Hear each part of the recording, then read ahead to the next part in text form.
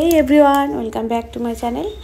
আমি আজকে এখানে রান্না করতে বসে গেছি। তো আজকে আমার একটু রান্নাবান্নাটা একটু স্পেশালি হবে, কারণ আমার বাড়িতে আজকে অতিথিরা আসছে। হঠাৎ করে অতিথিরা উপস্থিত হয়ে পড়েছে, তো কি করব, তো তাই আজকে একটু তাড়াহুড়ো করে রান্না করতে হচ্ছে, সময়টাও কম আর অতিথিরাও চলে এসছে। এই দেখো আমার বড় ননাস চলে এসছে, কারণ আমার বড় ননাস, ছোটো ননাস এবং আমার যা ভাসুর সবাই মিলে আমাদের বাড়িতে চলে এসেছে। আমাদেরকে যখন চলে এসেছে তো রান্নাবান্নার একটা ব্যাপার তো থাকবেই, রান্নাবান্না তো এখানে করতেই হবে। সেই কারণে ওদের জন্য আমি একটু তাড়াহুড়ো করে রান্না করে নিচ্ছি। আর এখানে দেখো আমি বসিয়ে দিয়েছি মাছের তেল চচ্চড়ি, বসিয়ে দিয়েছি শাক ভাজা করেছি, মাংস করেছি, আরও অনেক কিছু করেছি। তো এইসব করে আমি কিন্তু তাড়াহুড়ো করে ওদেরকে আবার খেতে দিতে হবে, তার কারণ আমরা আবার রান্নাবান্না করে খাওয়া দাওয়া করে আবার একটু বেরোবো। সেই কারণে এখানে একটু তাড়াহুড়ো করে রান্না করে নিচ্ছি।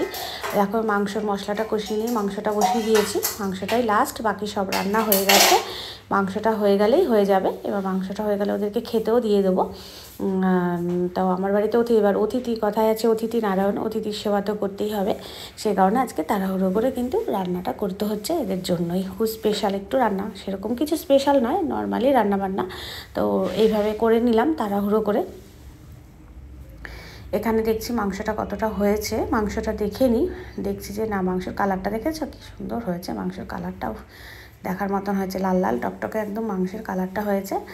আর এখানে আমি আবার মাছের তেল চচ্চড়ি রান্না করব বলে একটু কেটে নিচ্ছিলাম তাড়াহুড়ো করে। যে আমার বড় ননাস গুড়গুড় করছে, আমি রান্না করছি, আর বড় ননাস বলছে তোর করতে হবে না, তুই আমাকে দে, আমি করি। আমি বললাম না, আবার এখানে মাছও রেখেছি ওদের জন্য, কিন্তু ওরা কেউ মাছ খাবে না, তাই আর মাছটা করা হয়নি, সময়ও পাইনি। আমার শাশুড়ি আর ছোটো ননা সবাই মিলে এখানে বসে একটু গল্প করছে, আর আমি এখানে তাড়াহুড়ো করে রান্নাটা করে নিচ্ছি। কারণ ওরা একটু আসে তো না, আমাদের বাড়িতে খুব একটা আসা হয় না, আমাদেরই বেশি যাওয়া হয়। ওরা তো আমাদের বাড়িতে খুব একটা বেশি আসা হয় না। অনেক মাস পর আমাদের বাড়িতে কিন্তু বেড়াতে আসলো। বেড়াতেও আসেনি বন্ধুরা, কি বলবো, আমার মামা শ্বশুরের খুব শরীরটা খারাপ, ভালো না, অসুস্থ, তাই মামা শ্বশুরকে দেখতে এসেছে। আর তাই আমাদের বাড়িতে এসেছে। এবার আমাদের বাড়িতে আমিই বলেছিলাম আমাদের বাড়িতে খাওয়া দাওয়া করে তারপর মামা বাড়িতে যাবে। এবার আমি এখানে সবাইকে খেতে দিয়ে দিয়েছি। সবাইকে খেতে দিয়ে তারপর আমরা আবার রেডি হব, রেডি হয়ে বেরিয়ে পড়লাম। সন্ধেবেলা মামা শ্বশুরের বাড়ির দিকে যাচ্ছি মামা শ্বশুরকে দেখতে। মামা শ্বশুর তো অসুস্থ। চলে আসলাম মামা শ্বশুরের বাড়িতে। এখানে এই যে দেখো আমার মামা শ্বশুর বসে আছে, আর আমার ছোটো ননা সেখানে বসে আছে মামার পাশে।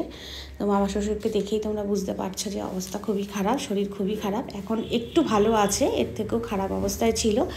তো মামা শ্বশুরের বাড়িতে বেশ কিছুক্ষণ বসলাম, মামার সাথে কথা বললাম, মামা কেমন আছে জানলাম। শরীর আমাদেরও খুব একটা যাওয়া হয় না।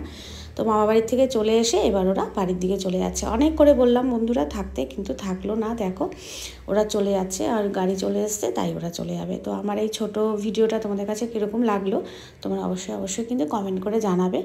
আর যারা নতুন বন্ধুরা দেখছে আমার চ্যানেলটাকে প্লিজ একটু সাবস্ক্রাইব করবে, আর যারা দেখছো তারা কিন্তু অবশ্যই কমেন্ট করে জানাবে। তো আমার এই ভিডিওটা তোমাদের কাছে কেমন লাগলো। অতিথিরা যতক্ষণ থাকে ভালো লাগে, চলে গেলে কিন্তু মনটা খারাপ হয়ে যায়। দেখো চলে গেছে, বাড়িটা যেন ফাঁকা ফাঁকা লাগছে, ভালো লাগছে না। ওরা থাকলে মনে হয় কেউ আছে বাড়িতে, কথা বলে, হইচই করে, হই হুল্লোড় করে, ভালো লাগে। তো ভিডিওটা এখানেই শেষ হলো বন্ধুরা। ভালো থাকবে, সুস্থ